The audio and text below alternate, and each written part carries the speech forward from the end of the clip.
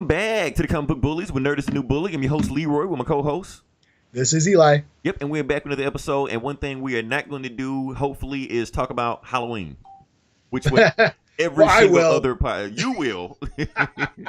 But we're going to try to avoid Halloween as much as possible because I know that's what every other podcast is doing because it's November now. Yeah. Once November hits, that's it. We're talking about Christmas the rest of the way. I'm going through a horror with Halloween withdrawals. You gotta let it go. You gotta let it go. You had to get it all out of your system on the 31st. Otherwise, that's it. Now, one thing I did want to talk about. Now we're a little bit late doing our podcast when we're going to do, and I'm going to take full responsibility for that, full credit. And the reason I'm going to take full credit for that, and I'm not going to take full credit for it. I'm going to blame daylight saving time. Really, you had an extra hour. I know. Okay, here's the thing. I had an extra hour, right? So I got up, did everything. I didn't sleep in. I used that extra hour to do stuff. All right. So by the time it was time for our normal, ready, podcast recording, I was, reading comics and prep and stuff like that. And the normal time where we normally record, that extra hour that we used to record is the extra hour that I used to go to sleep. So I started to fade out. I'm like, uh-oh, I'm not going to make it. You needed your beauty rest? I needed it, yeah. I'm sorry. I realized I want to go back. I'm tapping. I'm not like, Eli, I don't feel so good. I'm fading away. So that's why we decided to go ahead and do it today when I was refreshed and ready to do it because I honestly, I felt like if we did it yesterday, I would have slept walked through the whole thing. And I like to be fresh for everybody. So that's my thing. Now, there is one thing I want to mention on Halloween, even though it's November and Halloween is past, but there's one thing I do love about Halloween. And that is Instagram. Because all the hottest of the hottest chicks will wear the sluttiest outfits wearing your favorite superheroes. Even though they don't know.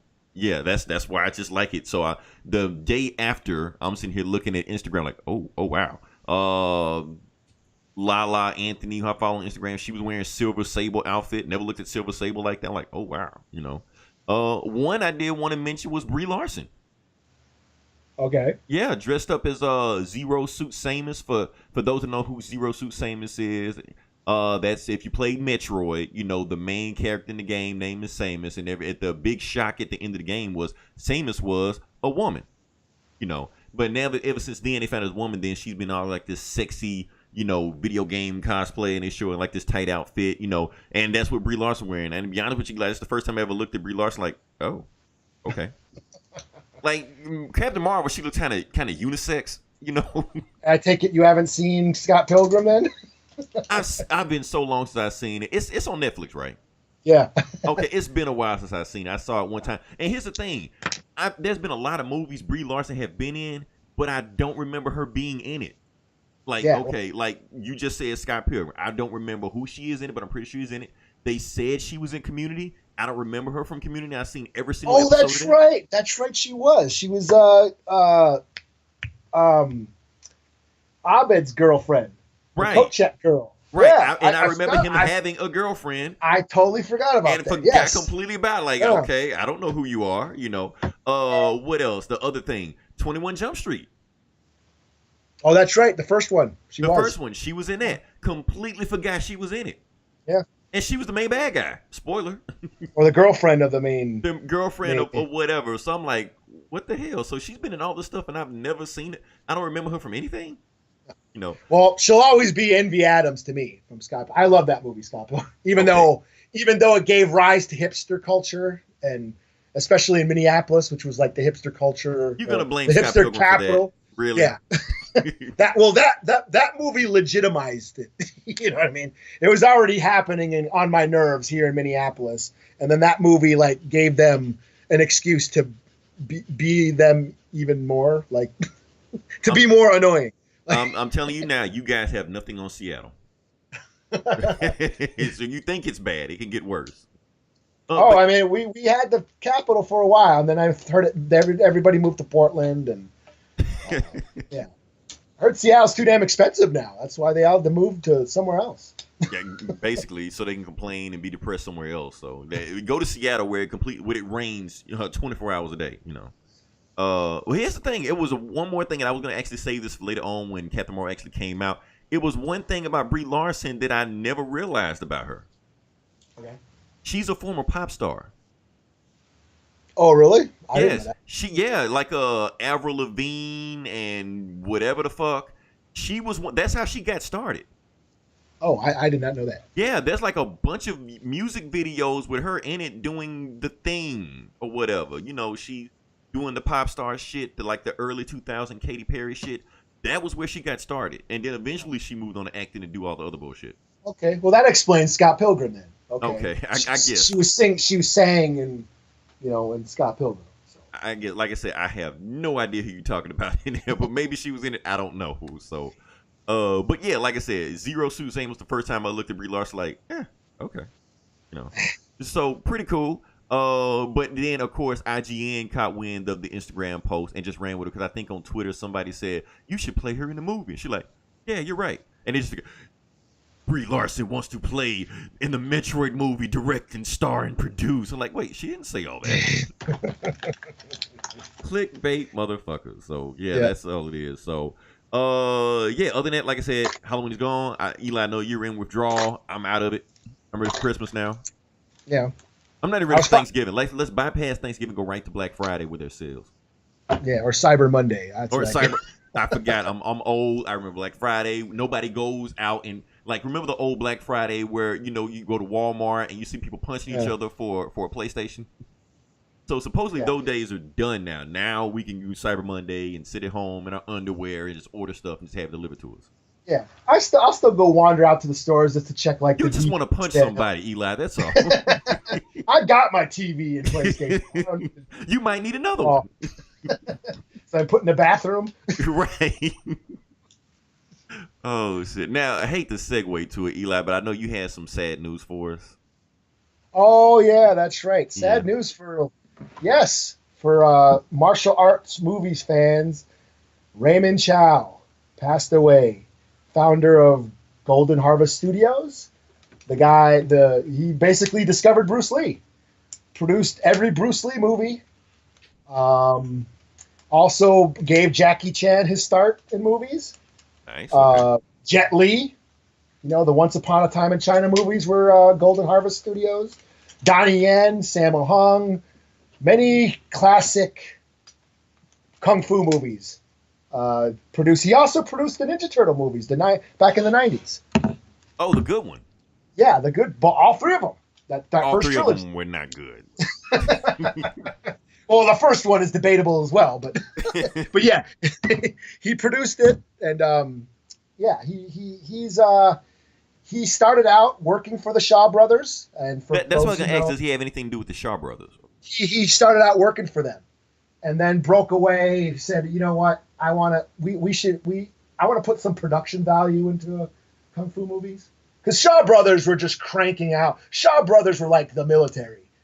I mean, everybody lived on the studio lot. Like they all, like the cast, the crew, directors, they lived on the studios like barracks, and that's what they did all year round. Yeah, you can't do that with these actors now. So yeah, actually, they are trying to do that with the Joker movie. They said they held them hostage for 3 hours, but that's beside the point. So yeah, and Shaw Brothers would just crank out hundreds and hundreds of movies.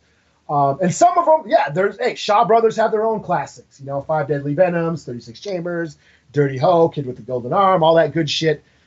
But they were done very cheaply, they were like a conveyor belt, just cranking them out. And Raymond Chow was like, I want to put some more money and production value into these movies, and then that's how he founded Golden Harvest, and did Bruce Lee. Also, because of Bruce Lee, brought Kung Fu to America.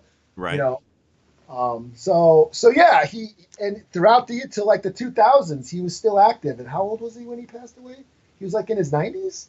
Damn. Okay. He was up there. Yeah, here's the article. Raymond Chow passes away. So yeah, I mean that puts some perspective in it. I mean, the name not familiar with me, but I mean the impact he made is undeniable. Yeah. I mean, I was 91. So he that was a haul for him. He lived a life, got a lot of stuff accomplished while he was here. So yeah, rest in peace to Raymond Chow. That being said, can we move on to the next part of the podcast? Yep. Okay, cool. So, like I said, we were talking about the box office numbers, and give it to me, Eli. What we got? Was it the Queen movie? It was the Queen movie, Bohemian Rhapsody. Mm-hmm. Yeah, it was did 51 million for the first week, which is actually pretty damn good for, I mean, I'm pretty sure the budget wasn't like an MCU budget, So for them, they probably already made their money back. Yeah, that's that's bad. I'd like to. I'm actually. I want to see it. I just haven't got a chance. I'm surprised you haven't seen it yet. No, I want to. I mean, if I had a chance to, I would have. I was actually thinking about going today, but I had too much shit to do. Okay, let me back this up a little bit because, like I said, I know death metal is your wheelhouse. So where does Queen rank? As far as like your fandom.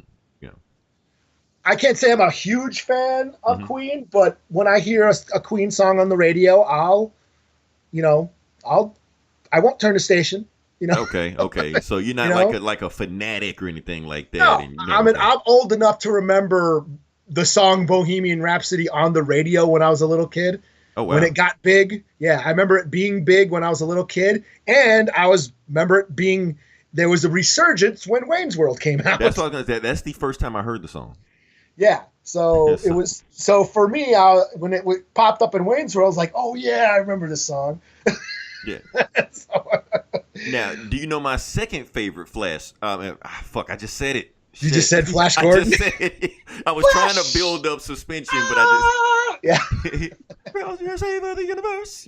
But they did the entire time. Here's the thing. That Flash Gordon movie is trash. Garbage. I don't care what anybody say. It's not a classic. It is not a cult classic. No, the movie sucks. But that Queen soundtrack was awesome. I could just watch the movie just for the Queen soundtrack and that alone. So I'm like, yeah, that part. Highlander. Awesome. They also did the soundtrack for Highlander. Did they? The first Highlander, yeah. Here we are. Oh yeah, okay.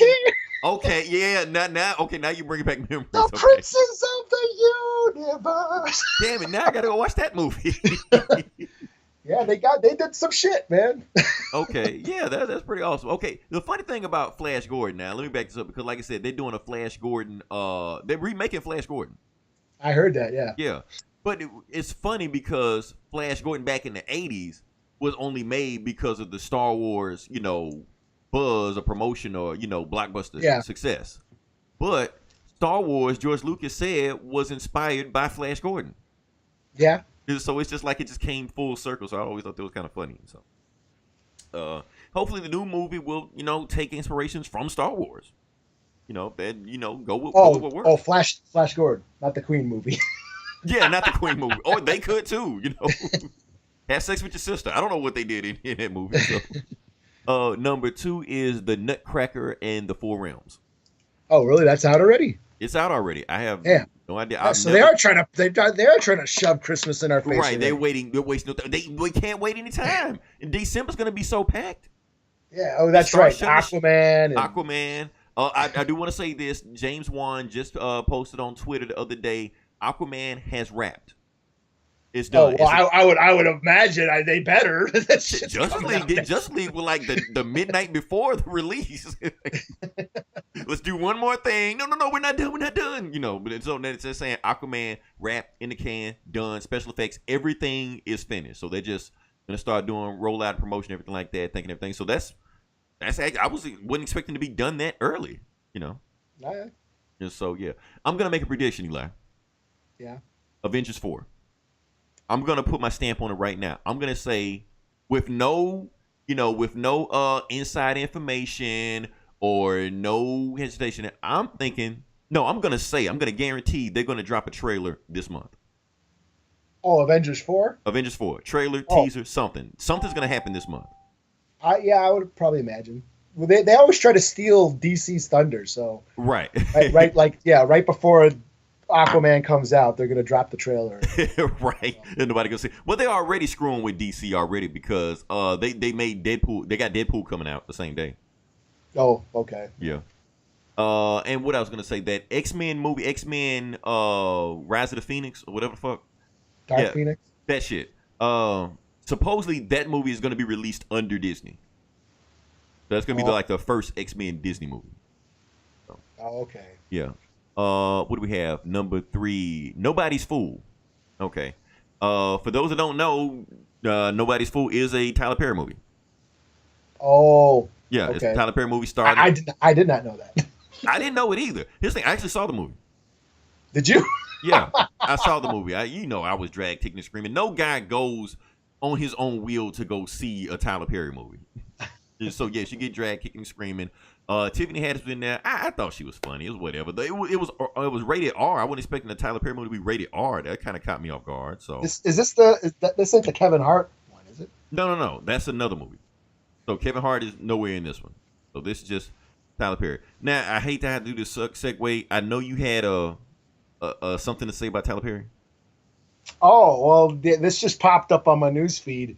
Apparently, he dressed up as Medea and went to a powwow. Oh wow! So there's some video, popping up on the internet there. Yeah, she, whatever, went to, I want to, misgender anybody.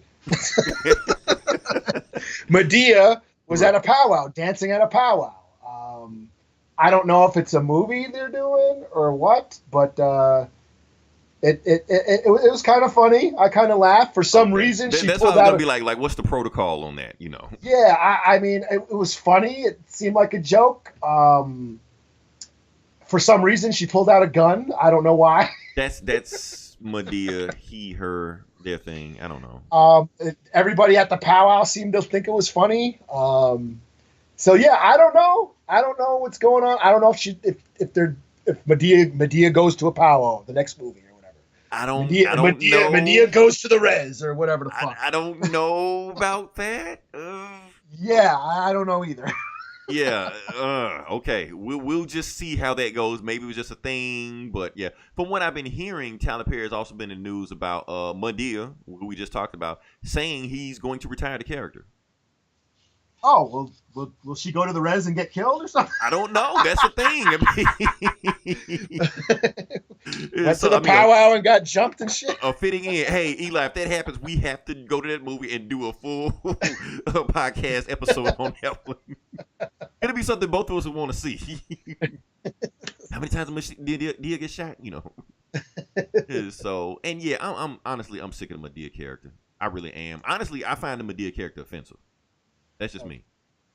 First off, I was for it again. It wasn't because I wanted to. It's because someone put it on. I had to watch. I was one of the Halloween movies.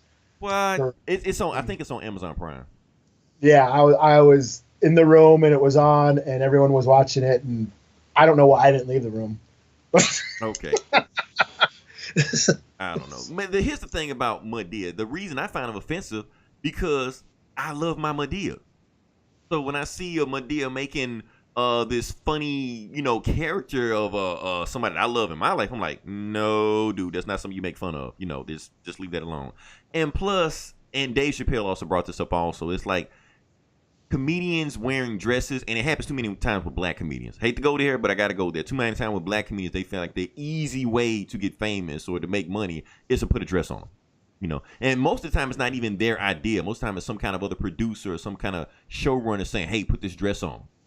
People laugh at you. And it's trickled down so much because Tyler Perry is like half a billionaire right now. You have a whole bunch of these Instagram comedians thinking they can get famous too by just sitting around wearing dresses and stuff.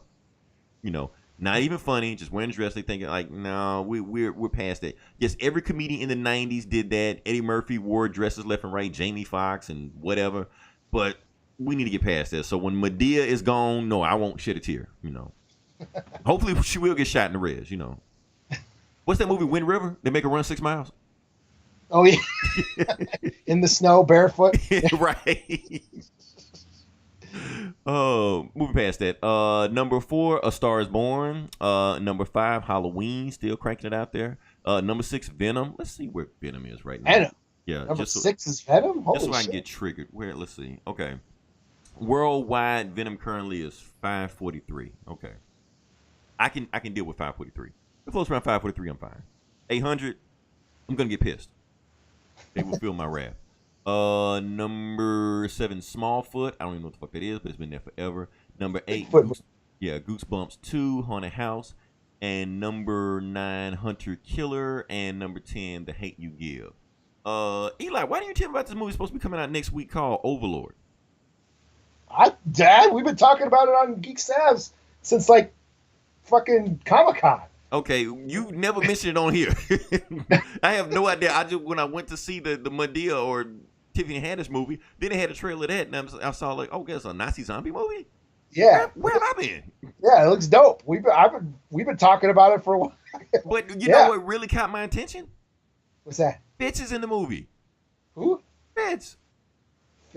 Agents of S.H.I.E.L.D. Oh, really? Oh, shit. I remember what he even looks like. White guy, right? I figured he's white, right? You know, the nerdy dude or whatever. But yeah, I saw him and I like that actually got me more excited than I like, okay, Fitz is in a movie. Because honestly, on that show, no matter what you think about that show, he is by far and away the best actor on that show. So if that actor, you know, gets famous, you know, or noticed because of that show, hey, I'm for him. I'm rooting for him. So we'll see what happens from that. Yeah, that's it for that. What else we got on tap? Can we talk about Netflix? I guess. Yeah. Okay. I don't know what to talk about Netflix. So I guess we talk about Daredevil. So, how far have you made it on Daredevil so far? 7 episodes in. Okay, you're 7. I'm 8. I know most of you have already seen this, seen the entire season, maybe twice. You know, probably the first weekend. But hey, we got shit to do. So we just can't sit there and just watch Daredevil all day long. Eli, what you think about it so far? Like I said, we had a different opinion, you know, a couple weeks ago when we saw it. But what do you think about it now? I think it's cool. I think so too. Honestly, I think it's the best Marvel Netflix show like they put out. Period. In my opinion. That episode, was it 4? With the prison riot? Holy shit. The prison riot, yes. I was like, whoa. And they said they really did that in one take, you know, where they were just fighting each other. I was looking at that. I was like, is this all in one take? And then it kept going on. I'm like, have they cut yet? Is this still the same take? Like, I had to go back and watch it again. Yeah, it's all in one take. And like, I think I started pinpointing where they would switch body doubles now. I was like, okay, they just turn the corner. You don't see you don't see Daredevil in that shot, and then you see him, but it's from the back. And then they cut back to the guy getting thrown this way, and then they cut back, and it's Charlie Cox again. So it's like they did some wicked choreography to get this shot. I don't know. The director said it was one shot. I don't know. Yeah, one shot. So. Yeah, so it's insane the way they did that. That's why I was asking you earlier, like, how do they have better fight scenes than Iron Fist? No shit, because that looks like some Children of Men crap that just went on. I don't know if you ever seen Children of Men. That one long continuous take of gun fights and that shit. It's one of the best shots ever. I haven't seen it. I heard they say it's a lot of comparisons to Old Boy. You know. Oh yeah, well yeah. As far as like the fight scene, the hallway fight, yeah. But yeah, as far as like the long take, yeah, Children of Men has one of the craziest shots ever put to film. It's just following, what's that guy's name?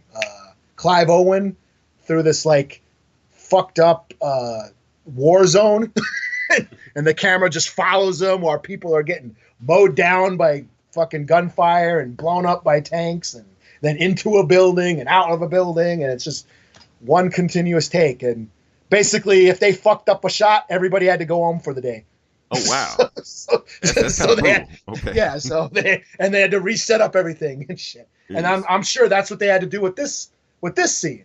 You know, if they fucked up, everybody had to go back because there was like fire. I mean, it was a riot. It was a prison riot. Motherfuckers were throwing flames and shit and gunfights. And I think I don't think like a single cut through the entire thing. Yeah. I mean, it just kept going. Yeah, it was pretty fucking sweet. So I'm like, this is actually some filmmaking, whoever shot this. Yeah. Like, not that normal bullshit that Netflix just do. We just feel like, you know, just like regular YouTube channels like that. Like whoever did this, like, needs to make a real movie. And that's the thing. Like all the Daredevil seasons feel like they feel more cinematic than the other shows. Like the other shows just feel like TV shows. Yeah. You know, something easy you can see on the CW or something like that. But Daredevil feels like it does, you know, step his game up a little. So, man, it's just awesome. The acting is awesome. Fucking Kingpin, holy shit. Kingpin. He's better now than he was. See, I didn't even like him in the first season. Everybody loved him in the first season, saying he was awesome. I thought he was like a little whiny, big ass baby, you know.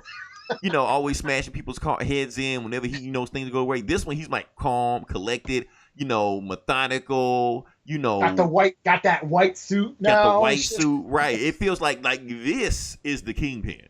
Yeah. This is what you expect.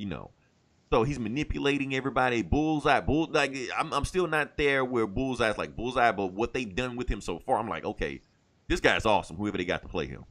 Yeah. And I can't wait till he become Bullseye. Yeah. But so far it's just awesome. And then Daredevil, just the stuff they're doing, like he's using his superpowers from the comic. Have you made it to the part where he cracks the safe and stuff? The safe. Who? Bullseye? No, Daredevil. Crack the safe. I don't think so. Okay, it's not like a huge spoiler or anything like that. Anyway, he cracked safe, but it's exactly how he did in the Frank Miller comics. Where he had the superpower that he had his super hearing, that he could just crack a safe just by listening to the clicks. Okay. Like really hard. Wait, didn't Ben Affleck do that?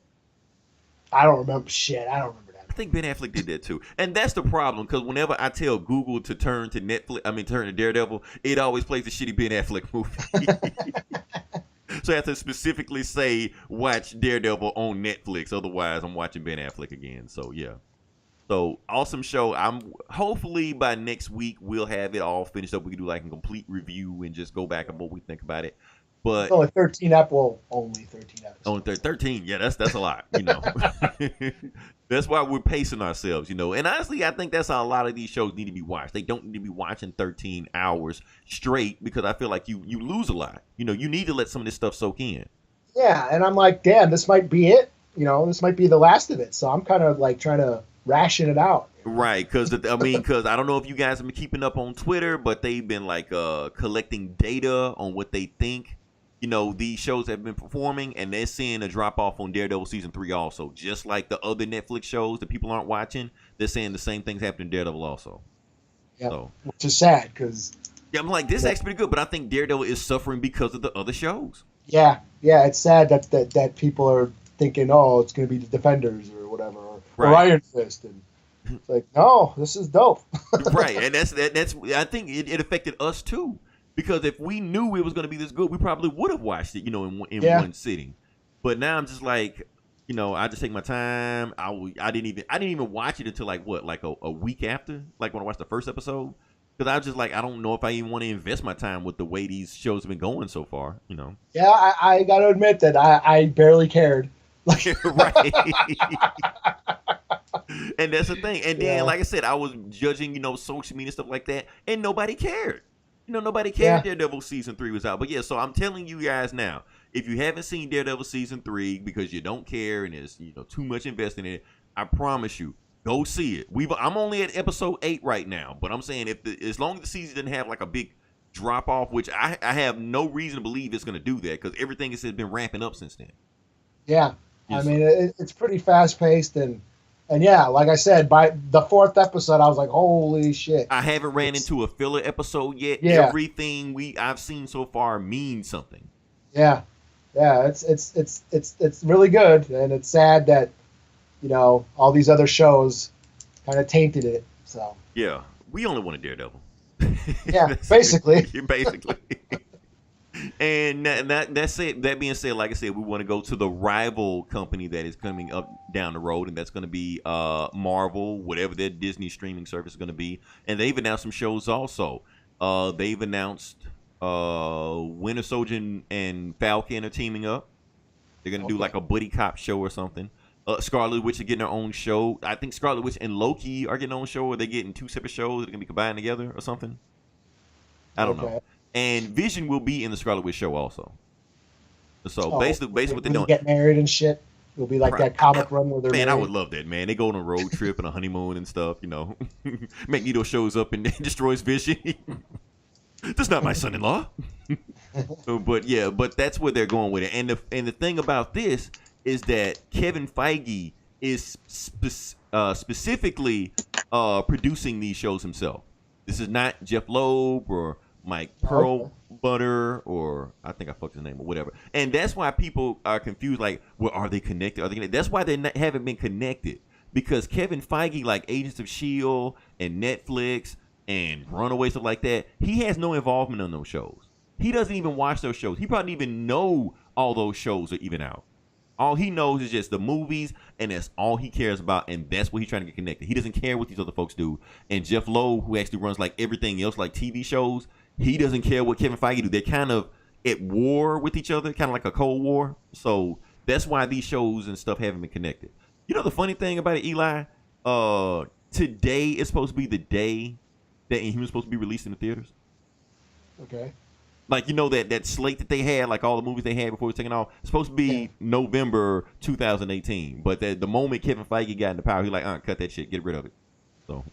So if the other guy was still in charge, yeah, we'd have a Vin Diesel-led Inhumans movie. And it'd probably be their first flop. So, but yeah, that's what they're going. So they're producing these movies. And the reason they say they're doing it because they feel like that nobody's going to see a Falcon movie, you know. But if you put it on a streaming service and just stretch it out, and they're not going to do like 13 episodes or like 5 seasons or anything like that. It's probably going to be like about 4 or 5, you know, episodes or something. You know, get in, get out. They think people will watch that. You know, I would, especially put like an actual budget on it, because that's another thing about these Netflix shows. They don't have a budget. I can just feel like they just film just anywhere, you know. And so that's my thing about that. So will I get it? Probably not. I don't know. I'd have to wait to see if I'm excited about it, you know. Yeah. But that being said, let's talk about the other streaming service that nobody else seems to have except me, the DC Universe service. And I'm just going to briefly talk about Titans. Hold on just a second. Cool, I'm back. So we're going to briefly talk about Titans. And honestly, Eli, we're in the 4th episode right now, right? I'm really liking this show. Okay. The show has gotten a lot better with it. The last episode, the Doom Patrol showed up. Okay. Yeah, the Doom Patrol showed up. And the thing is, like, this show, you know, they take their liberties with the comics, but for the most part, they're pretty close if you really think about it. Like, for instance, like Beast Boy originally came from the Doom Patrol, so that's how he meets them. Like, basically, what that's going on in the season so far is that Raven has been passed around to like everybody. Like, she was with Dick one episode, with Robin one episode, she was with Starfire another episode, and then they stuck her in a convent who thought she was like pure evil because she's daughter of the devil. And then Beast Boy was like, well, you need to come with me, go to the Doom Patrol because they help people, you know, like us, you know. And she goes there, and it doesn't work out. And Raven and Starfire and Robin, they get ready to almost fight the Doom Patrol, but they don't really go there. And then so now the team is, you know, complete. You know, you have the 4-man squad and just ride around and stuff. So pretty cool. I'm pretty sure and it basically was a Doom Patrol pilot because they're gonna make a Doom Patrol showdown the whole time. It was kind of funny because the Doom Patrol, I like, damn, this reminds me of something. And I remember it reminds me of the X-Men, and I just remembered. Yeah, the Doom Patrol predate the X-Men. A lot of people, you know, saying that Stan Lee might have ripped off the Doom Patrol to make the X-Men, you know, or whatever. So even their main guy is in a wheelchair, you know. And so that's the thing. So pretty cool show. And that's the thing I like about the show because they don't just dump the entire season at you at one time. You watch an episode and you got a week to let it marinate till you get to the next episode. Matter of fact, this episode right here was written by Jeff Johns.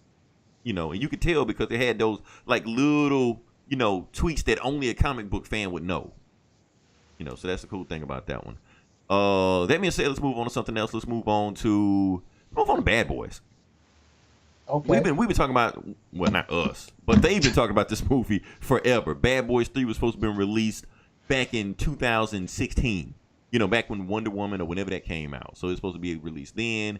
Wasn't released. But now Will Smith and Martin Lawrence has actually put out an Instagram post saying it's officially been announced. They said they're filming it right now. They even put out a release date. I think they said it's January 17th, maybe 2020, I think. Not 100% sure. I think that's what it is. January basically means they don't give a shit about this movie. January is when you put your dumping ground movies in. No one cares about January. So they don't put much effort into this movie. My thing is that the movie's called Bad Boys, but both of the lead actors are 50 years old. So, I mean, combined age like 103, so why are they still bad boys? This is like, no. And then they showed a funny picture like of Bad Boys 1 and Bad Boys 3 where they're at now. Like, it's a complete, you can tell there's about a 20-year difference in between these two movies. So hopefully Will Smith isn't doing the same thing he was doing back in the 90s where he's like a bachelor like that, because that's not cool when you're 50 years old, you know. Maybe they'll address their age like they did in Lethal Weapon 4, you know. Okay. Yeah. But for those that don't care about, you know, Will Smith or, you know, Martin Lawrence, Cough, Eli. Oh, I got a lodge in my throat. So, another thing about Bad Boys that it was actually the starting of the rising of Michael Bay. Because he originally did both of those movies. That is true. Yeah, so basically that's kind of got started. He had Bad Boys, he had The Rock, in the basement with the Transformers. So that's kind of he got it started also. Funny thing about it, there's a shot that Michael Bay keeps reusing over and over again. He reused it in Bad Boys 1, he reused it in The Island, and he reused it in the first Transformers movie. He loves to recycle shit. That's just bad. That's just Michael Bay for you. So it's kind of curious to see if Michael Bay comes back for the third movie. And renew it. I think he would have to because he did bring he brought a certain Michael Bay style to him. And that's the thing about Michael Bay is that he has a style. Somebody else tries to recreate his style. It just doesn't come off the same way.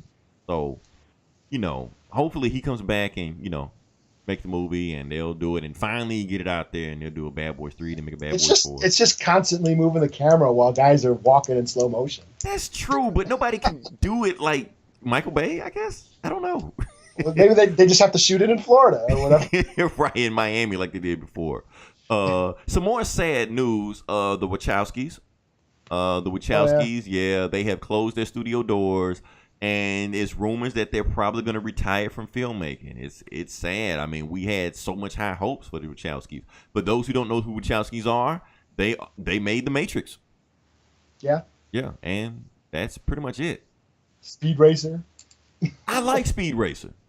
Everybody hated Speed Racer. I like Speed Racer. I thought it was a little long. I mean, for my kid liked it, but he could never make it through it. I thought the movie was a little too bright for me. Here's the thing. Yeah. Here's the thing. When that movie came out, I had it on Blu-ray, right? And one day I got hit in the face with a basketball. So I couldn't really see bright lights for a while. And so I just sat at home because I couldn't see anything. And anytime that movie I started playing, I started getting headaches from it because it was so bright. Okay, yeah. So until my eyes healed and then I could watch the movie again. So that's the only thing about it. That's just my personal opinion. But other than that, I feel like people say anime can't work in Hollywood. I say, hey, Speed Racer work. Kind of. Visually, yeah. They had a very visually, interesting style. I guess it all came down to their subject matter. I mean, I love The Matrix, all three, man. I don't give a fuck. I love all of them. The Matrix movies. Okay, so you don't subscribe to the notion that they're one-hit wonders? But I can't get in. Well, yeah, because I haven't really liked anything as much as that. I love like Bound. Jupiter Ascending and I wasn't it. Yeah, that movie sucks. I don't give a shit. I couldn't hang with that shit. That was bad. And I never saw that other one they did with the really long one with Tom Hanks and Halle Berry, where it's time jumping through shit and. Oh, I can't remember they did that Cloud Atlas, I think. Something, yeah. That just sounded like a big chore to watch, and I just never got around to watching it. And so, but yeah, I love the Matrix movies, and I'm sure they got great ideas. I just think people just can't hang with them. Like I couldn't hang with Cloud Atlas. I don't give a shit how great the idea was, or or what they were trying to say. Okay, well, here's the thing. They wrote V for Vendetta. They did. They didn't direct it. Director was McTeague or whatever. James McTeague or something. Yeah. But that movie was awesome. On the Matrix. Yeah, that movie. As a matter of fact, hell, today is November 5th, even though we're going to be doing this later. So no shit. Yeah. Remember the 5th of November. So yeah, there you go.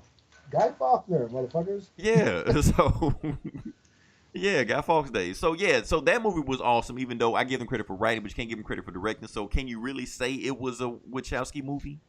I guess. I mean, I think they have a stamp on it because you had what's the dude's name? Agent Smith. Yeah, he lit it. He was in it. I mean, there was elements of that. I think they have a little bit of a stamp on it, but they didn't direct it. And but the movies they do direct, they do have they're very visually interesting. Like I think what's that shit? What's it called? I forgot already. The shitty movie we were just talking about.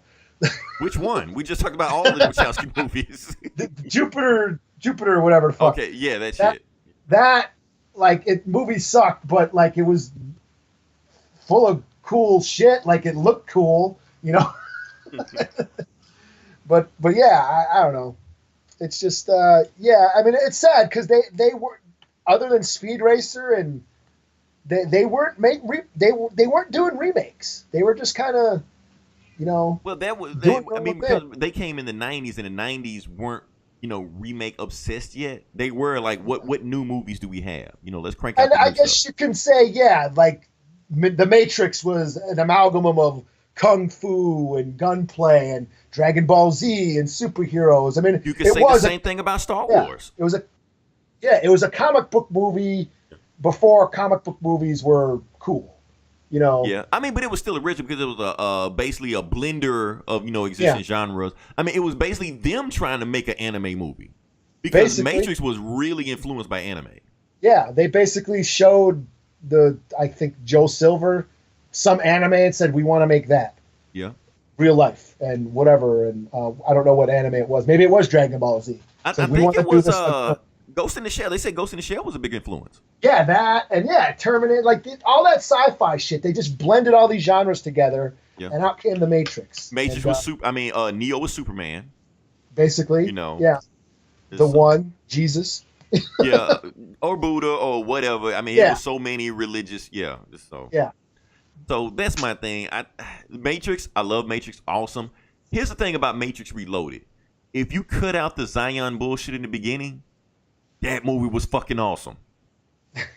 Honestly, I think it might have been better than the first if you cut out that Zion bullshit. Where they had the orgy, the and orgy. for no reason. Like, why are they having an orgy? Oh, And see, that's the thing. It's like I understand people's deal with it. They, it kind of came out of nowhere, and it kind of like was directed in a way where it was a little cringy and laughable. But I get why it's there. I get like this is humanity being human, celebrating life. I get the idea behind it. It's just the execution of it was a little laughable. Yeah, yeah. a big giant orgy, techno orgy. And, Right, they were saying techno music playing in the background. yeah, but I get it's just humans being humans. What humans being humans doing the thing, celebrating life. Through music, and if you had a chance to do what you wanted to do, you'd probably have a party. That's true. I probably would have a huge orgy also. I just Yeah. thought it was just weird in a movie. Yeah, and that was just the idea of these are humans being alive, juxtaposed to the machines that aren't alive. But, That don't have freedom, that don't have orgies. orgies or free will. I mean, you push a button, the machine will do what it's told to. Humans have free will. So I'm going down the Matrix hole. I'm gonna start analyzing the fuck out of it and philosophizing. So fuck it. But yeah, but that's why I like them shits. But come on, Eli. We gotta admit the third one sucked. Come on. Hey, I thought that the Goku Superman fight. Okay, at the end, yes, the I thought that was Dragon Ball dope. Z fight at the end was fucking awesome.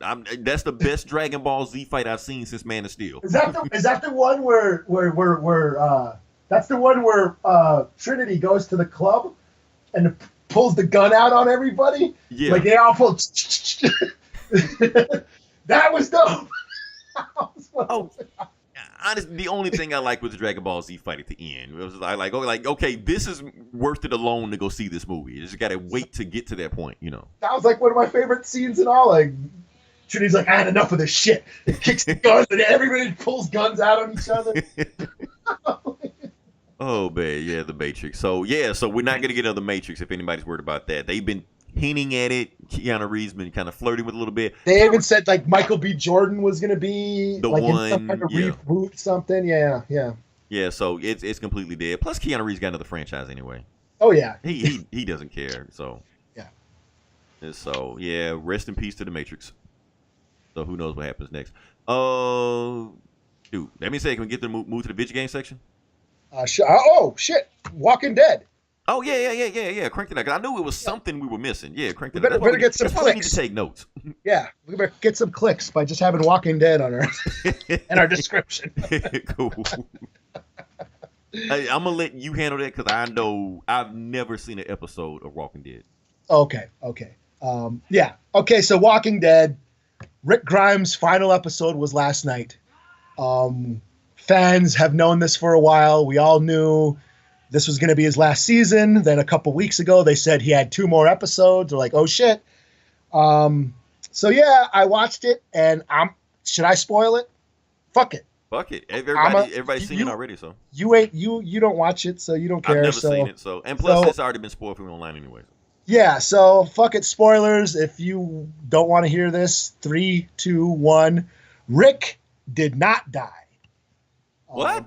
Okay, I heard he did. No, he did not. Oh, okay. It was a big misdirection. He got fucked up, and he was dying. We all thought he was gonna die, but at the end he was saved. There's been this subplot been going on where there's been a helicopter flying around. People have been seeing a helicopter flying around for a while now. We don't know what it is. We don't know where they're from. It was revealed last episode that what's her face, the trash lady, I can't remember her name, is in cahoots with them. And the helicopter, we thought Rick was dead and he was dying. He was left for dead. But then the helicopter came and picked him up and whisked him away. So we don't know where he's going. But he did survive. He is not dead. And it was announced right afterwards on The Talking Dead, where they talk the TV podcast about The Walking Dead that Chris Hardwick hosts. They announced that Rick Grimes, like the character, is good. He's done with the show, but AMC are going to start producing a trilogy of movies now with Rick Grimes. They're going to be on AMC. So. Yeah, I think they're going to be original AMC films with Rick Grimes. So he's done with the show, but he's going to be doing these movies now. So let me ask you this. Does AMC do original movies? Is that a thing? Have they done? I don't know. I know they do a bunch of shows. I don't know if they've done movies yet. Okay, so this is like the first thing for them to do this. Maybe. Huh. Maybe. I mean, if it is, that would make sense, Yeah. But all I know is the episode was awesome. It was a great fucking episode. Actually, this new season has been really good. And then last week, I kind of called it. I was like, I bet whatever's going to happen to Rick is going to happen in the one episode, and then his last will be a tribute. And that's kind of what happened. And I thought, like we all did, like we thought he was going to die, and it was going to be this emotional, the send off and all that shit. But then right at the end, last shot of the movie or last shot of the episode, he's in the helicopter being flown away. Nice. Still alive, still breathing. So yeah, it was cool. I mean, I've been a fan of the comics for a while. And I always complain that the show is not as cool as the comics. But it's still, as far as horror, it's one of the better shows on TV, I think. When I think about all the shows that are on, it's still pretty cool. And for a horror fan, it's gory. It's got some of the coolest effects, zombie effects ever. You got Greg Nicotero, who cut his teeth with George Romero and Evil Dead movies back in the 80s. He's directing these shows now. And yeah, I'm still on. They still have not lost me yet. Yeah, so it was a cool episode. Yeah. Rick is still alive. He's still with us. So okay, so yeah, that caught me off guard. I thought for sure somebody said R.I.P. or whatever. I think some people, was it an ambiguous ending? No. Okay. He like it looked like he died. Like he it looked like he was dead, and everyone saw him die. Like he blew up a bridge, and he was already bleeding out because he got fucked up. I mean, he was already wounded. And then everybody saw him. Michonne and Daryl, they all saw this big explosion. They all thought he died. They were all crying. They all ran off. I mean, there was a big old herd of zombies coming anyway, so they all had to skedaddle out of there. And they pretty much left him for dead, thinking he was dead. But then the helicopter came and got him. They showed a shot where he's like sitting on the bank of the river, still clinging to life, and the folks on the helicopter grabbed him. And the last shot was him in the helicopter on a gurney. Nice. So, okay. Being transported to we don't know where. And then it time jumps. Wow. Like the last bit of the last 5 minutes of the episode, it time jumped. Like, I don't know, 5 years. into the future, and we see baby Sophia. She's his daughter, who was a baby. Mhm. Now she's like, it looked like she's like 10 years old or whatever. Okay. She's wearing his hat. She's got his fucking revolver. She's got a sword like Michonne, and she looks like a little badass. And they're introducing the Whisperers, which is a really cool story arc. So yeah, like I said, it's still cool. I'm still on it. I'm still watching it. I still enjoy it for the most part. It's not as cool as the comics, of course, but as for TV and horror, it's cool. So Cool. Okay. So yeah, Walking Dead. Yeah, if you like it, I'm pretty sure anybody a fan has already seen this. So yeah. so maybe one day I'll sit down and just do a marathon. I don't know. Yeah, like I said, we can talk about the video game section now. We can move to it. Whole lot happened, I guess. Nintendo released that they have the Switch version of Super Smash Bros. Coming out, which everybody has been waiting for. A lot of times people will go out and buy a Nintendo system just to play Smash Brothers, and that's it. Now, I've never played that game. Is that like What? a fighting game? It depends on who you ask. I would say no. Okay. But the 70,000 streamers at Evo, since it's the #1 fighting game tournament entry on there, would say yes. So it's a huge following. Some people take it serious. Some people take it more seriously than Street Fighter or Tekken or Soul Calibur. Like that's their game. You know, they take it super seriously. They get meta with it. They know glitches and stuff, you know. And they saying this game, from what I'm seeing, they're saying there's so many characters in the game. It's 74 characters in the game. Why the fuck you need that many in a fighting game? I don't know. And then it says even more characters you can call in to do assists and stuff like that. Like plants to eat people and bombs and shy guys and whatever the fuck Nintendo's got going on. Another thing that for a first in this one is that it actually has a story mode. Smash Brothers, for all the years they've made these games, never had a story mode, so they have one. So I actually watched the trailer of it to see what was going on. Cool animation and stuff like that. And for some reason, everybody died. Okay. I don't know what the fuck happened. It's like a big beam came out of nowhere and everybody died, except one person. That was Kirby. The only reason Kirby lived because the guy that made the trailer said that was their favorite character. So the story mode is you playing as Kirby going through the world doing something. I don't know. So I don't know. Like I said, my nephew's probably going crazy over it. He loves Smash Brothers, so I'm gonna, get it for him, stuff like that. Smash Brothers is gonna be a huge hit, and once it come out, Switch is gonna sell left and right. So that's what everybody's been waiting for. Moving past that. Oh, some quick news. Also, for those that have heard about that want to play Destiny 2 but don't have Destiny 2. If you have a PC, it is free on PC. It's free on Battle.net or Battle.net, something. I don't know it. Look it up. It's there. It'll be free, I think, until the 18th. So if you download it, you get the game and that's it. Keep in mind, this is the base game.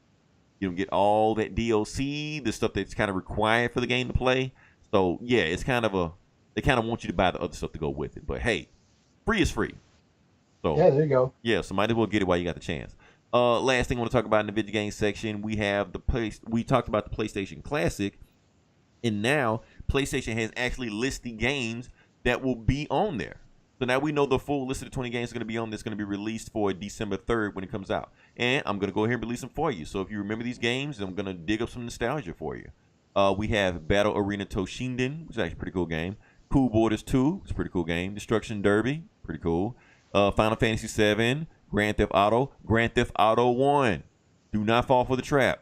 It's not 3, the one everybody remembers. It's the old shit. Yeah. Where it looked like Pong. Right, it was like top down. Yeah, that Grand Theft Auto. So don't fall for the trap. Intelligent Cube. Oh, I love this game. I loved Intelligent Cube. I used to play the game all the time. Jumping Flash. Metal Gear Solid. For some people, they bought a PlayStation just to play that game. So yeah, then I can knock. That was the one with the psychic dude. Yeah, Cyber Ninja, whatever. Psycho Mantis. Gray Wolf, the psychic. Yeah, awesome game. And yeah, that was dope. And to be honest with you, for those that are fans of Metal Gear Solid, all the other games are just remakes of this game, just with better graphics. They just do the same shit over and over again. Same layout, same everything. So yeah, get your hands. If you haven't played Metal Gear Solid, that's your chance to play it. Mr. Driller, I don't know what the hell it is. Oddworld, Abe's Odyssey, heard of, never played it. Rayman, heard of, never played it. Resident Evil Director's Cut. So there you go. Yeah. Revelations Persona. I don't know what that is.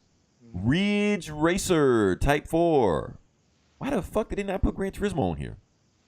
I don't know. Super Puzzle Fighter 2 Turbo. No. Siphon Filter, which was a Metal Gear ripoff. Nobody played that shit. Tekken 3.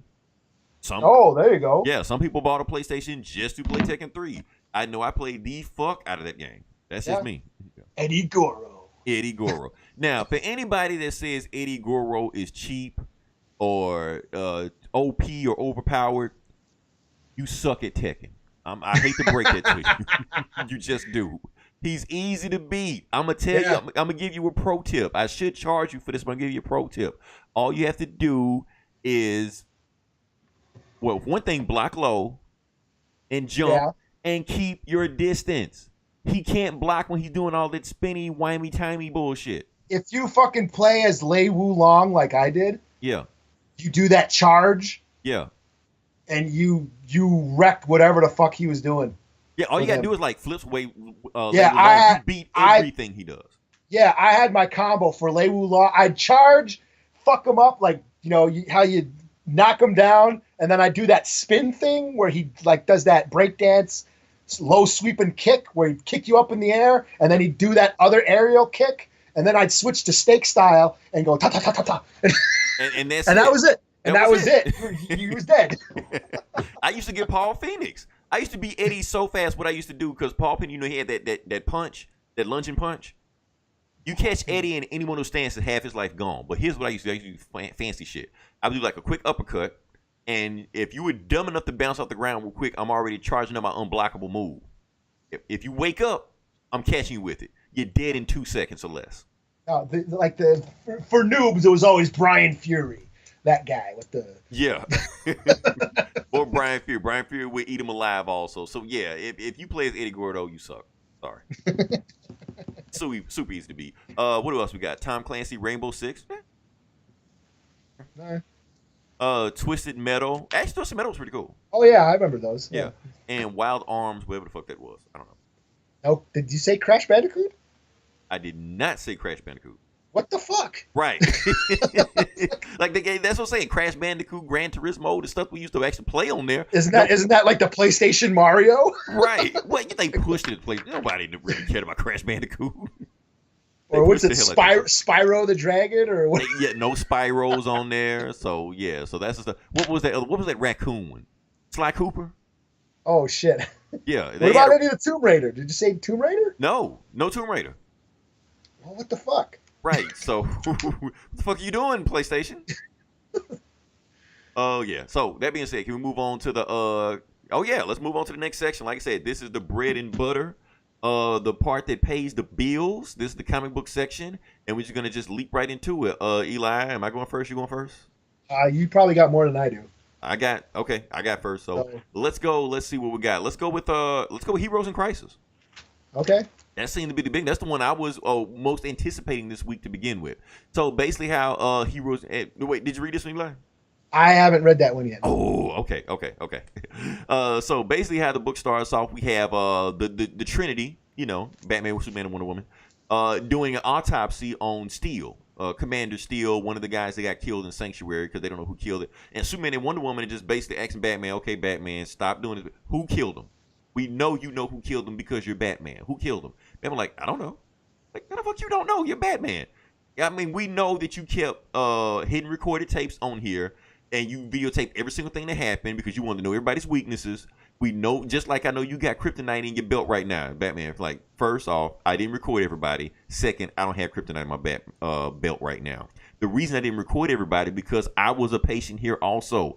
I didn't want anybody to know what I was doing here, so I didn't record anybody. And so they keep going back and forth and they don't know, and then they get this tip that Harley is hiding out in the Iceberg Lounge. You know, the Iceberg Lounge that Penguin has.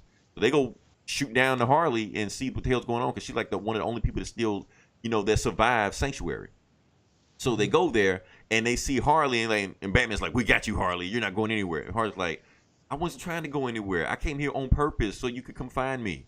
I know the Penguin was gonna tell everybody I was here, so that's why I wanted to see you guys. And Wonder Woman's just like, okay, Harley, what happened to Sanctuary? And Harley just runs in Wonder Woman's arms, like, Wonder Woman, it was horrible. Everybody died, and Booster Gold killed everybody. Like, he just went nuts, and I barely escaped with my life. But don't worry, I killed Booster for what he did. And she was like, the reason I called you here because I want to make sure you know that before we started fighting. And she's like, and as soon as she says that, Harley grabs Wonder Woman's lasso of truth, and then kicks her in the face. Now, for those wondering how the hell Harley can kick Wonder Woman in the face, if you haven't paid attention, they've actually powered down Wonder Woman. So she's no longer Superman level. She's like Captain America level now. But like I said, Harley does it so quick that she's able to get Wonder Woman's lasso off of her. Batman's like, Superman, stay back. Do not do that, because if you rush her, you're going to take this whole building down because you can't hold your strength. I'll take her. I got her. So Batman tries to catch Harley, and Harley starts kicking his ass. And Superman just had his arm folded, just sitting back like, you sure you got it, Batman? You sure? And then all of a sudden, Harley takes the lasso of truth, wraps around Batman's neck. And Superman's like, okay, I'm tired of this. I'm going to go get her. And Wonder Woman like, step back, because by the time you get there, Harley would have broken Batman's neck by now. Harley's like, okay, Batman, I got the lasso of truth around you right now. So what do you have on you to take down Superman? And Batman, if you didn't have the lasso of truth on him, I got kryptonite on me in my bat belt, right left pocket. It's got lead. He can't see it. And she's like, oh, thanks. So she takes the kryptonite and throws it at Superman, So she basically takes out the Trinity by herself and leaves. And Superman's looking around. He's like, damn, she's fast. I see why she whooped your ass, Batman. She's just as good as you are. And Batman's like, what the hell you mean she's just as good as me? And then one of them like, both of you shut the fuck up. Find out what's going on. Now, while they're doing that, let's cut back to Booster Gold. Booster Gold's actually not dead. He was bleeding out, but his robot butler Skeets comes in and heals him and tells what was going on. And he was like, okay, everybody thinks I killed everybody in Sanctuary, but I don't think I did. And Skeet's like, so why don't you just turn yourself into the Trinity and maybe they'll get this figured out? He's like, I could do that, but at the same time, what would Batman do? That's what he thinks. He always says, what would Batman do in a situation? Batman would try to solve the crime. So that's what I'm going to do. So I'm going to try to solve the crime. So what he does, he goes and finds the Flash. Flash is beating up one of his rogues gallery, the Samurai or whatever like that. And he asks Flash, Flash, so what have y'all found in the autopsy yet? Flash like, what autopsy? What are you talking about?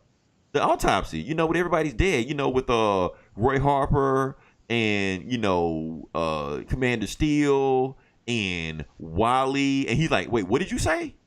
And so he speeds off and he's like, and Booster was like, where'd he go, Skeets? And Skeets is like, well, he's the fastest man in the world. So first off, he went to see whether or not Wally was actually dead, like you said.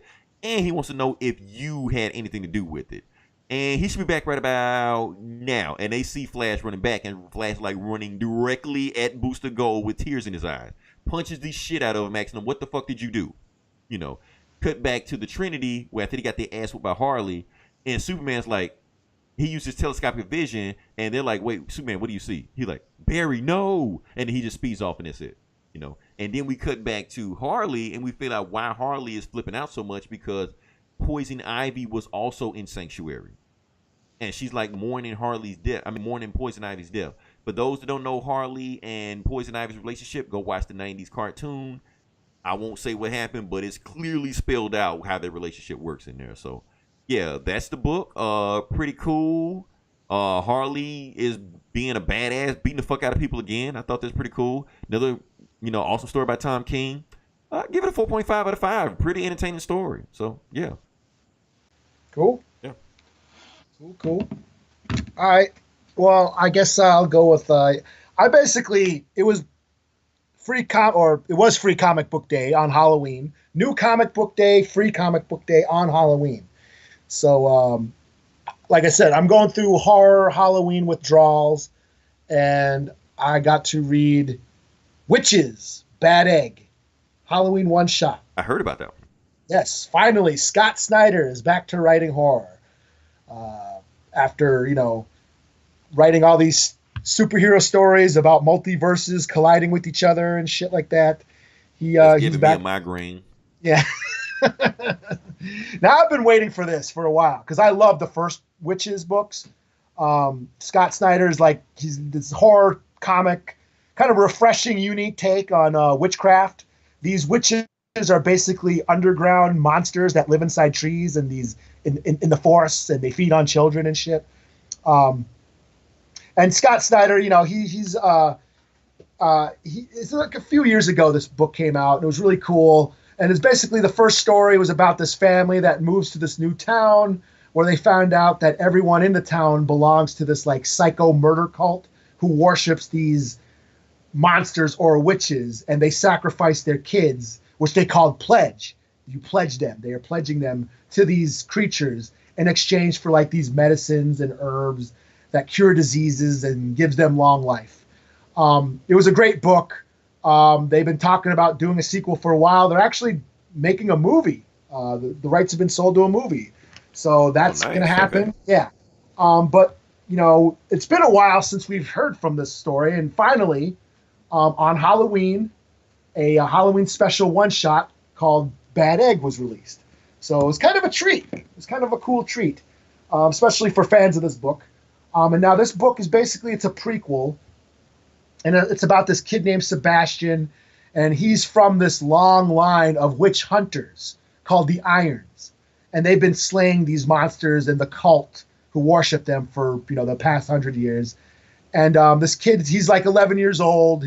His mom is like training him how to be a hunter. And he gets his first mission, which is to like spy on this family of cultists. And he ends up befriending the son. And their parents, the kid's parents, are prepping him to be sacrificed to the witches. So he's basically there to, Sebastian's there to get intel on the family, get intel on the kid. But, problems start to arise when Sebastian actually becomes friends. He actually becomes friends with them. He actually starts liking the kid and wants to help him. And so that's basically the dramatic tension of the story. It's written really well. It's told, the whole story's told in Sebastian's point of view. He narrates it. And he really likes this kid and wants to help him. There's this one dinner scene where Sebastian is sitting down with the kid and his family. And it's like one of the most intense horror scenes in recent memory, to rival even most horror movies these days. Sebastian is eating dinner with the kid and his parents, and he starts recognizing the parents giving cues and signs that he was taught to look out for, So it's a really, really intense scene. The book is really cool. Like I said, it's a prequel.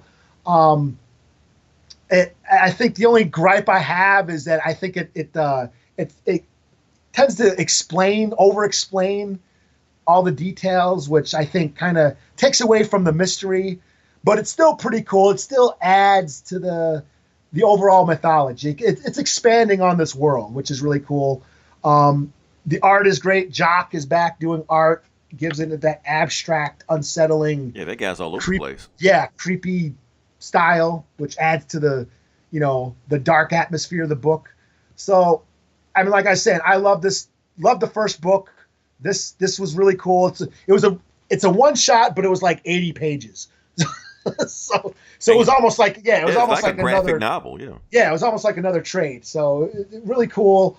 It's one of the most original horror ideas in the genre right now, I think. So yeah, it's the perfect treat to tide fans over for the sequel that's supposed to be coming. So I give it a 4.5 out of 5. I wrote a review for Outright Geekery, so you can check out. I go into more detail in the review about it. So yeah, Witches, Bad Egg, pretty dope. Nice. Okay. Next book I'm going to review is what's the name of this book? Justice League / Aquaman Drowned Earth #1. Or Drowned Earth Special #1. Yeah. I think I said read right. this. Okay, you read this. Cool. Okay, you can help me out if I fuck up something. So basically how the book starts off that the Earth is being invaded by aliens again. The complete eastern seaboard has been completely flooded. And not again. Again. You got Gotham swallowed up. You got Metropolis swallowed up. And anybody that touches this water that is flooding, the Earth, gets turned into fish zombies. So everybody in Gotham's going that way. Everybody's in Metropolis is going that way. And Superman just looks up and he sees Metropolis flooded. He did everything he could to try to stop it get flooded, but it's not happening. Batman is telling him that he senses some kind of life form out in the ocean right now that is actually pulling like millions of gallons out of its mouth. And Superman's so pissed, he just flies right there. He like, take me to it, you know. So he sees the monster, and Flash shows up also. He tells Superman that you can't touch the monster. If you touch the monster or you touch the water, you will turn into a fish zombie just like everybody else will. So Superman pretty much used every attack that he can use on the monster without actually physically touching him. But while he's doing that, the monster's master shows up. Like one of the ocean gods just pops out of the water out of nowhere. He's like, this is my pet Kraken that I call the Flood. I use him to, you know, basically attack and invade Earth and stuff like that. And Superman sees him. He was like, call your monster off or I'm gonna take you out. And the ocean god just grabs Superman by the throat. Superman can't even break his hold. He just grabs him by the throat. He's like, you know, stop fucking talking to me. And whatever he's doing, he starts draining like the solar energy out of Superman. If anybody knows anything about Superman, that, you know, pretty much drains his power, you know. Mm-hmm. And he's damn about to kill him. So right before he's about to kill him, he get ready to throw Superman into the water to turn into a fish zombie, but Flash grabs him at the right time. But of course, Flash has been infected also, so eventually he's going to turn to a fish monster also. But at least he's able to save, you know, Superman from that. So basically, Flash, Superman off the table, nothing with them. Cut back to Aquaman. He's on some other alien planet, you know, chained up, and then he realized that the reason the ocean gods are flooding, you know, attacking Earth right now because Poseidon had kept him at bay in prison the entire time. But when Cheetah had slit his throat and killed him, that freed the ocean gods to invade Earth, which they've been trying to do like 1,000 years ago.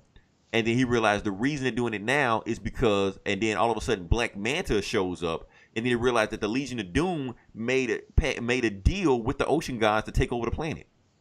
You know, assholes. Right? He was like, I knew y'all fucked up, but I didn't think I would like give, you know, turn over the planet to other people. And then one of the ocean gods that are there holding Aquaman hostage, he shows what's going on down in Atlantis right now. So everybody in Atlantis has been turned into fish zombies also, except for Mira, who's using like her hydrokinesis, whatever, to keep the water from touching her, and Ocean Master, who she freed from jail to help her also.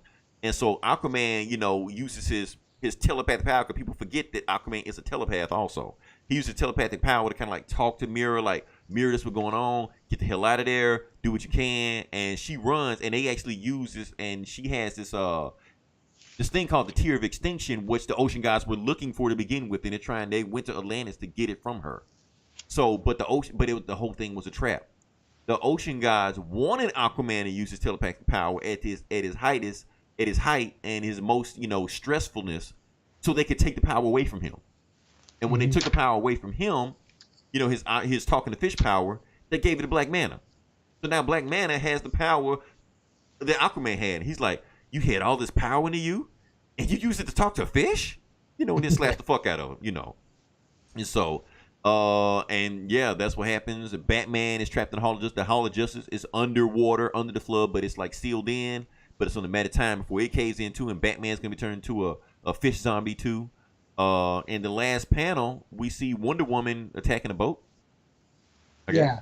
That's okay. The Poseidon. Really now, is that the shrunken boat? No. Because weren't they using like Poseidon? They had Poseidon's boat in a bottle or some shit. This fucking right. Scott Snyder shit. He wrote that, didn't he? Well, Tynion wrote this, but it may be some Snyder notes or something, I guess. Yeah. Yeah. So honestly, this book I give it a 3.5 out of 5 because because it feels like it's a retread of Throne of Atlantis, which was a much better story. Well, and then plus it's like we've had like 3 tie-ins. Like this is like the 4th part. The 3rd or 4th part of the story with the tie-ins, and all it is the Earth is the Earth is finally drowned. Like, right. that's all that really happened in this one, because the Earth's been getting flooded the past 2 tie-ins. Right. And this one, read those, you know. Yeah, that's what's happening. The Earth is being flooded. The Earth is being flooded. Aquaman meets the gods.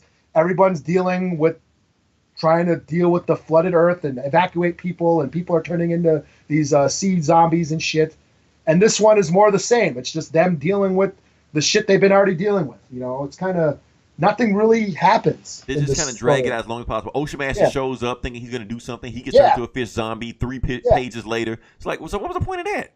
Yeah, and that was like one of the the Aquaman tie-in where Mira finds Orm and is like, hey, I need your help for Atlantis. Yes, let's go get him. And then in this one, he gets turned into like that was a big waste of time. Right, He like doesn't what even was the do point shit. of it, you know? Yeah, he doesn't even do shit. Right. So they just take Aquaman's powers away. The coolest part of this comic was the Superman shit. When he shows up and he's like, "Hey, I'm Superman, motherfucker. I protect this planet. You're Right. on my world, asshole." And then he gets his ass kicked. Right. That was the best part about it. So yeah. So honestly, I'm not really too interested in this crossover. I'm kind of because it felt like it came out of nowhere. It felt like Scott Snyder had his storyline, with the totality and the Legion of Doom doing something. And then it's like this storyline just came out of nowhere. Like, oh, we're in the middle of a crossover that's got nothing to do with what we were doing before. Yeah. Let's just get this shit out the way so we can get back to the main story. Yeah, they're just trying to, sell Aquaman for the movie. Right. And bring all these other heroes and see he's part of the Justice League too, Even though he hadn't done shit either. Yeah, he gets his ass kicked. He gets his powers taken away. Right. So we got an Aquaman that can't even talk to fish. Like, what the fuck is the point? Batman's a gimp. He's all crippled. Fucking... Oh, man. Yeah. I don't know. Yeah, that's what I get. Like I said, 3.5 out of 5. Well, I was like, yeah, $5, and I'm like, really? That's it? This is part 1, really? Right. I expected more, man. Come on, put some meat on this. Yeah. Same here. I don't know. So yeah, right. I'll let you go. All right, I got another Halloween special, Army of Darkness from Dynamite. This is just basically 2 short stories. Evil Dead, for Evil Dead fans, Ashley Williams. It's 2 Ash stories. Basically, the first one, we have Blackbeard the pirate, back in the olden days of pirates in the Caribbean and all that shit. He and his crew, they find the Necronomicon, the Book of the Dead, and they get turned into Deadites. And they spend the rest of their days haunting the sea like zombie pirates, kind of like the Curse of the Black Pearl, So fast forward to present day, and we have our trusty hero Ash, and he's on a Tinder or Tumblr, or what's that date site where you swipe shit? You swipe to the left. I don't know, but I feel like I should know. Yeah, Tinder or Tumblr or whatever. He's on one of those dates, and to meet this hot chick, he ends up getting catfished by a dude. Wow. Yeah. So. And the guy, this guy that he's meeting, he's actually trying to raise the ghost of Blackbeard. But in order to do so, he needs the blood of the chosen one, the hero of the sky, and that's Ash. So he knocks out Ash and dumps his body in the ocean and summons the Blackbeard and his crew of, pirate deadites, And of course, Ash comes back. He wakes up and locks and loads and slays the beasts. Pretty much that's all it is. Ash comes in back and kicks ass. So, pretty simple story. And then the second story was basically same thing. Straightforward Halloween tale. A bunch of teenagers break into the cemetery on Halloween night, and they're having a seance. And they're using a Ouija board. And then the Ouija board starts spelling out the words Klaatu Barada Nikto, which is, Evil Dead fans would know that those are the words that unlock the doors to the demon world. Now, a funny fact, for those who don't know, Klaatu Barada Nikto is actually from The Day the Earth Stood Still. So it was like a homage that Sam Raimi was doing in The Army of Darkness when he made those movies. So anyways, Deadites arise and they start attacking the teenagers. Ash shows up with his boomstick and chainsaw, kills them. Again, pretty simple, straightforward, comic strip horror tale. Campy and cartoony fun. Nothing more, nothing less. Evil Dead fans will love it. I thought it was fine. I'll give it a 3 out of 5. It wasn't nothing spectacular, but it was, for Halloween, it was fun. Funny thing, about a Comic Cast. This was their book of the week. Last week, I think it was. Okay. It was their book of the week. And none of them liked it. Now, I remember you shitted on Gideon's Fall, and they loved that one. Yeah, none of them liked this book, and like half of them ain't even seen the movies. And it was their book of the week. Wow. That's okay, because Gomer called us out on our box office reports for not knowing any of the movies. So, so touche. Hey, we don't know the shit. I mean, we don't pretend like we do. So, Okay, so, So last book I got is gonna be Extermination #4. Like I said, it's the 4 or 5 series. This is that X-Men thing where we got the young teenage X-Men at the time displaced, whatever. And yeah, so basically what's going on right now is that the X-Force with teenage Jean Grey have tracked down Teenage Cable. And they track down Teenage Cable, and they find the other X-Men that he's kidnapped. And they find Iceman tied up. They find Beast tied up, and they also find Mimic tied up. Mimic is an old school X-Men villain that kind of mimicked the old teenager powers. And he actually, and Angel also, and Cable actually cut the wings off Mimic to put him back on Angel because he's saying that everything has to be put back the same way it was before. Because he's saying the way the teenage X-Men are being in this timeline, they're fucking up the timeline. They're fucking up the future. That whole thing about the X-Men trying to avoid Days of Future Past, if the teenage X-Men don't go back, Days of Future Past will not only still happen, it'll happen earlier than what it did before. The reason because if you stay in this timeline, Iceman is going to die. So that means you're going to go back 4 instead of 5, and then it's going to screw up everything. And that's why Ahab is here. Ahab knows what's going on, but he didn't have to kill Iceman. As long as Ahab is able to kill one of the 5 teenage X-Men, he wins, and he can change the future to whatever he wants to. So that's the reason Ahab is chasing after him. And once Cable explains like that, and Jean Grey reads his mind and let him know he's telling the truth and stuff, so they kind of basically all team up. Okay, we need to go save the other X-Men. Cut to the X-Men's underwater base called Cerebro or something. Whatever. I don't know what it is. Teenage Cyclops is passed out, but he's just not waking up because, they try to attack him. So Ahab finds the underwater sea base, and he attacks the underwater sea base with his hounds. And with some brainwashed X-Men like Old Man Logan and Nightcrawler and probably some other guys also I'm losing track of. So the X-Men, stand their ground. They're like, okay, we're going to attack them. And apparently Wolverine has you see X-23, she's there ready to attack, but Wolverine has another daughter named Honey Badger. Did you know about that? Is that a thing? I don't know. That's a thing. I didn't know that. So he has another Honey Badger. He has another younger daughter named Honey Badger. So Honey Badger attacks, Ahab, but apparently one of his, minions and stuff like that turns Honey Badger into one of the hounds. So she starts attacking, her sister X-23, So they kind of fall back, like, we got to get back. And then Nightcrawler tries to kill Cyclops again. But that's when Teenage Cable and the X-Force also show up, because they body slide over there, Red. And they like, we're here to get reinforcements. We need to get the Teenage X-Men out of here because if Ahab even kills one of you, it's over. The future is, the future is his to do whatever he wants to.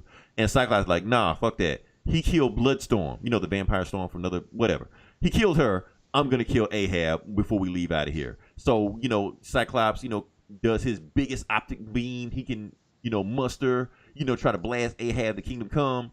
Ahab is like, got one good shot. So he takes his harpoon, throws it as hard as he can at Cyclops, and stabs Cyclops against the wall. And he's stuck against the wall like a TV mount. Blood and everything bleeding out. Cyclops is dead. And Ahab is like, it's done. That's all I need to do. Just kill one of y'all. And everybody else is looking shocked that Cyclops is dead. So that's the end of the book. Yeah. So shit. they show the cover of the next book. And the next book is showing like the 4 X-Men, teenage X-Men going back in the past. And you see a hand reaching down, grabbing Cyclops' visor. You know what I think? What? Mimic is going to take Cyclops' place. Okay. That's what I think. I may be completely wrong. I may be completely right, but hey, that's what I think. Overall, I get the book. I get the book 4 out of 5, just because they made a character named Honey Badger. Shit. You got anything else, Eli? Well, I mean, just a bunch of free. Like I said, it was free comic book day, Halloween Comic Fest at I guess most comic book stores. So I had a bunch of free comic books that I read. There was like some Thor shit that from Jason Aaron's run. There was some Spider-Man. There was some like a John Constantine, Hellboy, some Walking Dead shit. But so a couple of the ones that stood out was this like a manga version of Frankenstein from Junji Ito. I guess he's you lost me there. Yeah, I don't know. I don't know either because I guess he's a horror anime manga guy. He writes horror mangas, and he did it's like a manga version of Frankenstein, which I thought was pretty cool. You know, I did. You know, art was really cool. It was a really cool take, very gory take on Frankenstein. That was really cool. And hey, I hate to. Well, I guess I don't hate to admit it, but I'm pleasantly surprised that I really enjoyed this. Jughead the Hunger. Jughead the Hunger, okay. Jughead from Archie, yeah. Jughead is a werewolf. Okay. And it was really cool. It's like black and white. It's like an old, like campy horror tale where Jughead is a werewolf and it's fucking gory. Like it shows this chick with her fucking head torn off and her guts are spilling out. And I'm like, holy shit, this is Archie? And I always joked about that shit. I always joke, you know, like John Hughes movies and all those teeny bopper shows from the 80s and shit, 90210 and the OC and Gossip Girl and, you know, whatever the fuck else, you know, right. You know, those shows like, iCarly, you know, shit my kid was like, you know what? I always joked I would probably enjoy these shows if like a psycho killer was going around killing all these motherfuckers. And that's exactly what this was. It was Archie, shit I don't give a fuck about, a bunch of teeny boppers, you know, doing stupid shit I don't care about, but someone was going around killing them. This time it was a werewolf. And I was like, wow, this is kind of cool. And like I said, it was just one issue. It was a free, like I said, free comic book. I don't know if it was the part one, Run Like a Wolf, but I might have to go back and find the rest of the. I might go back and read the rest of this arc because it was that cool. Jughead the Hunger, because the only other Archie book I read was the Predator one, you know, right, which was cool too. I mean, the Predator shows up and kills Archie and the gang. It was awesome. So yeah, and I remember I watched one episode of Riverdale, thinking, oh yeah, the Predator. The Predator's not going to show up in the show. So I only watched one episode, and I don't give a shit because I know the Predator or a werewolf isn't going to show up. But I really enjoyed Jughead the Hunger, so I might have to go back. Hey, Gomer, if you got that shit, upload that shit. I want to read it. There we go. We'll review it. We'll review that one. So yeah, there you go. Jughead the Hunger. I give it a 5 out of 5. Just this one issue for free. Hell yeah, worth every penny. The only perfect score we gave is a Jughead comic. So a free Jughead comic. Yeah. Oh so. Man. Okay. So that's all I got. That's all I got. That's all you got. Okay. Yeah. Oh, like I said, tomorrow this is gonna be. Well, tomorrow is today. It'll be released. Go vote. Yes. Everybody go vote so we can get out of this situation we're in right now. That being said, if you listen this long, definitely like, share, and subscribe. We have other podcasts. We have Comic Cast. We're probably going to take another shot at us again. We have this Geeks and Comics, also known as TGIC. I think I might have fucked that up. Our sister podcast, Geeks Abs, who are in mourning that Halloween is over. Yeah, I don't know what the fuck to talk about. God damn. Right. Talk about the Avengers again. I guess. Ooh, what's going to happen in Avengers 4? You know. Yeah. What do we have? This Geeks Instruments of Destruction, which I don't know, maybe ending, I guess, or rebranding or something. Something's happening over there. I don't know what's going to happen because the Transformers comic universe is ending. So they're going to go through a transitional phase over there. We don't know what's going to happen. We'll see. And so Hoodoo TV and Get Valiant, who are going fucking nuts because Vin Diesel posted an Instagram post of him hanging out with the creative Bloodshot. So they had a 2-hour podcast talking about that. So cool. All right. Well, good for them. Yeah, good for them. That being said, this is Leroy. This is Eli. And go vote. That's it. All right. Yeah. All right. Gonna cut this bad boy off.